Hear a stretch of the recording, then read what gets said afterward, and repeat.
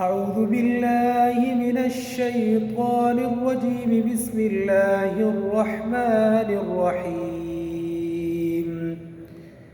القارعة ما القارعة وما أدراك ما القارعة يوم يكون الناس كالفراش المبثوث وتكون الجبال كالعهن المنفوش فأما من ثقلت موازينه فهو في عيشة راضية وأما من خفت موازينه فأمه هاوية وما أدراك ما هي نار حامية.